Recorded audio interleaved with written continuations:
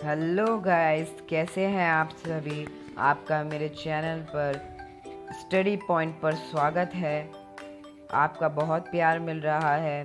तो आज हम द फर्स्ट फ्लाइट के चैप्टर 11 द प्रपोजल्स, जिसके राइटर हैं एंटोन चेखोव, की बात करेंगे और इसकी समरी को समझेंगे, क्योंकि आपके पेपर नज़दीक आ रहे हैं। हमारे पास 1 महीना ही बचा है, तो हमें डट कर पढ़ाई करनी है, क्योंकि फर्स्ट पेपर आपका इंग्लिश का है। तो चलिए चलते हैं द प्रपोजल्स की तरफ। बात करते हैं प्रपोजल्स की। इस चैप्टर में आपके 3 कैरेक्टर हैं। स्टीफन स्टीपानोविच चुपकोव, जो एक जमींदार है। नतालिया स्टीपानोवना, उसकी 25 वर्षीय पुत्री भी है, जिसका नाम नतालिया है। इवान वसीलेविच लोमोव, जो कि उसका पड़ोसी है, जो कि नतालिया को प्रपोज करने के लिए उसके घर जाता है। तो चलिए स्टार्ट करते हैं चैप्टर को पढ़ना। समरी बताऊंगा, तो सब्सक्राइब ज़रूर कर दें, जिससे आपको मेरी वीडियो पहले देखने को मिले। चलिए, जब नाटक शुरू होता है तो हम देखते हैं कि लोमोव चुपकोव के घर उससे मिलने के लिए आता है। चुपकोव, जो कि एक स्थान का स्वागत करता है, वह उससे पूछता है कि वह इतने सुंदर कपड़े पहनकर कहाँ घूम रहा है और क्या वह किसी पार्टी में जा रहा है। लोमोव उसे उत्तर देता है कि वह कहीं नहीं जा रहा, वह तो उसके घर ही उससे मिलने आ रहा था। लोमोव उत्तेजित और व्याकुल नज़र से आता है। वह अपने आप को शांत करता है और अपने आने का उद्देश्य बताना आरंभ करता है। वह उसे बताता है कि वह पहले भी कई बार सहायता के लिए उसके पास आया है और उसने उसकी सहायता नहीं करी। अपना उद्देश्य बताने से पहले ही लोमोव फिर से उत्तेजित हो जाता है। चुपकोव मन में सोचता है कि शायद वह कर्ज लेने आया है। वह निश्चय कर लेता है कि वह उसे किसी भी प्रकार की सहायता नहीं करेगा। लोमोव एक बार फिर चुपकोव को अपने जाने का उद्देश्य के बारे में बताता है, लेकिन वह दोबारा उत्तेजित हो जाता है। वह सहायता के बारे में बताने की अपेक्षा अपने बारे में कुछ बढ़ चढ़कर बात करता है। चुपकोव उसे इधर उधर की बात न करके उसके आने का उद्देश्य पूछता है। लोमोव शक्ति बटोर लेता है और उससे बताता है कि वह उसकी बेटी नतालिया का हाथ विवाह के लिए मांगने आया है। यह सुनकर चुपकोव बहुत प्रसन्न होता है। वह नतालिया को बुलाने के लिए अंदर जाने लगता है, परंतु उसे पहले ही लोमोव उससे पूछता है कि क्या नतालिया उसको स्वीकृति करेगी, उससे शादी करेगी, इसका प्रपोजल स्वीकार करेगी। चुपकोव उसे उत्तर देता है कि वह उस जैसे लड़के को तुरंत स्वीकार कर लेगी। लोमोव कमरे में अकेला रह जाता है। उसका शरीर उत्तेजित से कांप रहा था, ठंडा हो चुका था। वह अपने वर्तमान जीवन के बारे में सोचना शुरू कर देता है। वह अपनी शादी का मामला तुरंत तय कर देता है। वह सोचता है कि उसे ज़्यादा देर नहीं करनी चाहिए। वह नतालिया के बारे में सोचता है। वह एक कुशल गृहिणी है, वह पढ़ी लिखी लड़की है और देखने में इतनी बुरी भी नहीं है। इस आयु में उसे इससे अच्छी लड़की और कहीं नहीं मिलेगी। वह 35 वर्ष का हो चुका था।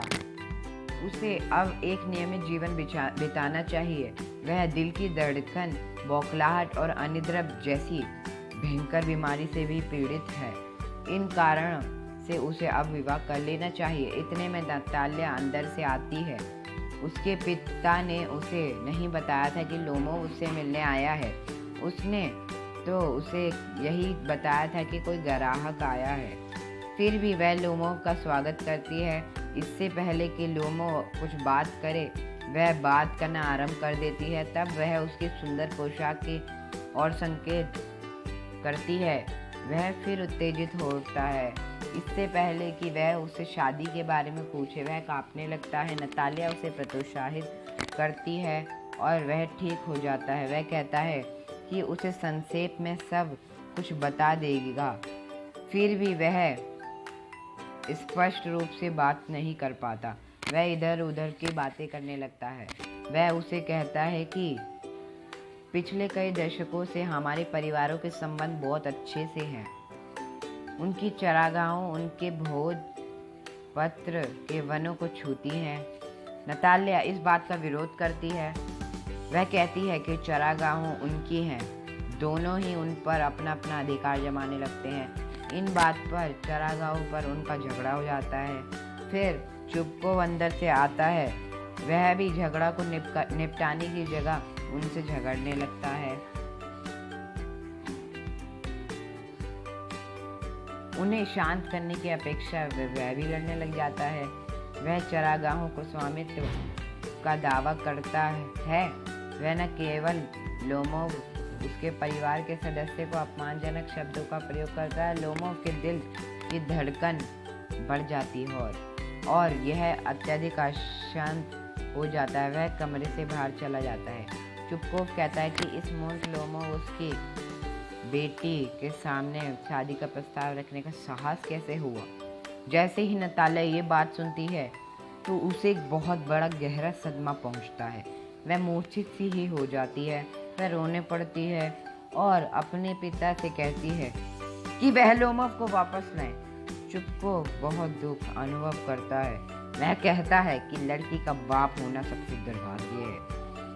वह लोमोव को बुलाने के लिए बाहर चला जाता है। लोमोव दोबारा कमरे में आता है। नताल्या सोचती है कि इस बार वह उसे नाराज नहीं करेगी। वह उसे प्रसन्न करने का प्रयत्न करती है।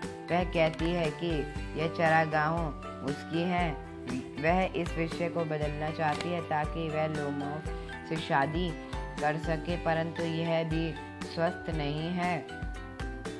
उसे अभी घबराहट अनुभव हो रही है। वह मतलब की बात नहीं करता। लोमोव अपने कुत्ते गैश, जिसे उसने 125 रूबल में खरीदा था, तो उसकी तारीफ करना आरंभ कर देता है, परंतु नताल्या कम थोड़ी है। नताल्या भी अपने कुत्ते स्क्वीजर्स की तारीफ करना स्टार्ट कर देती है, जो कि 85 रूबल में खरीदा था। दोनों ही अपने अपने कुत्तों का गुण गाने लगते हैं। अपने व विषय पर झगड़ना शुरू कर देते हैं और शादी का प्रस्ताव पर बात भूल जाते हैं। चुपकोव आता है। वह भी समाप्त करने की जगह झगड़े को उसमें ही घुस जाता है। वह भी उनसे के साथ झगड़ा करने लगता है। इस मतभेद में लोमोव की तबीयत हो जाती है खराब और वह बेहोश होकर कुर्सी पर गिर जाता है। दोनों पिता पुत्र समझते हैं कि वह मर चुका है। इस डैड नताल्या विलाप करने लगती है क्योंकि उसके विवाह का अवसर जाता रहा। कुछ देर के पश्चात लोमोव को होश आता है। चुपकोव लोमोव से कहता है कि वह नताल्या से विवाह कर ले, इसलिए वह उससे शादी कर ले। नताल्या भी अपनी सहमति प्रकट करती है। चुपकोव एक पल भी नहीं गवाता और उन दोनों के हाथों में रख देता है। वह उन दोनों को किस करने के लिए कहता है, परंतु शीघ्र ही वह दोनों फिर झगड़ने लगते हैं। वह अपने अपने कुत्तों की विशेषताओं पर वाद विवाद करने लग जाते हैं। चुपकोव उन्हें फिर शांत करने का प्रयत्न करता है और इसके साथ ही नाटक समाप्त हुआ। तो गाइस, इस चैप्टर को हमने आज समरी की तरह समाप्त कर दिया है, क्योंकि पेपर नज़दीक हैं, तो पढ़ते रहिए और हम आपको पढ़ाएंगे।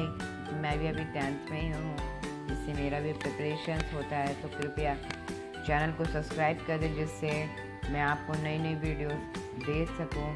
अब अगला चैप्टर अगर जो भी आपको पढ़ना है वो आप मुझे कमेंट्स बॉक्स में दे दें, जिससे मैं उसको पढ़ा सकूं। तो चलिए चलते हैं। चैनल को लाइक करें, सब्सक्राइब करें और शेयर ज़रूर करें और पढ़ते रहिए और स्कूल जाइए।